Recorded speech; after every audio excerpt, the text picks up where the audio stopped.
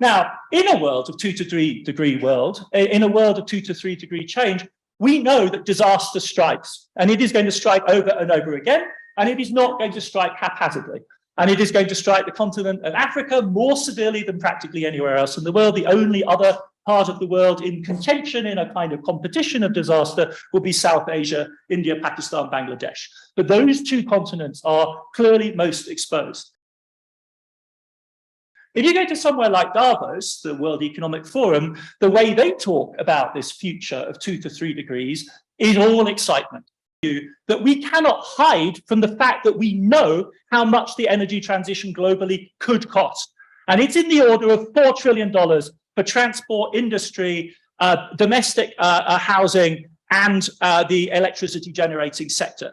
That is the kind of bill. And again, from the point of view of global business, this is not money wasted. This is not an expenditure out the door. This is huge turnover possibility.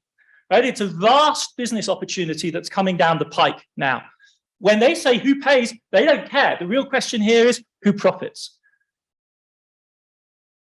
Illustrative of the kind of space in which governmental thinking is at this moment. There are very serious teams of both Chinese, Asian American, and European and American scholars trying to figure out how much copper we're going to need to do the electrification program. That the African countries are simultaneously amongst the most exposed and the least well-equipped to deal with the pressures that are coming our way over the next 20 to 30 years, who are in the crosshairs of this question, and for whom this question of justice has to be central. It's important to emphasize this because India, for instance, which was once upon a time the driver of the climate justice question, is about to defect on you.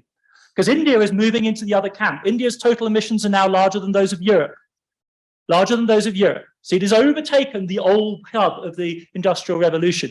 India is going to position itself quintessentially as a renewable energy power. They're playing this for power, and the question has got to be, how does this continent and how do its nation states position themselves so as to take advantage of what everyone else is taking advantage of, namely the profit and power boom of the next 20 to 30 years in this space.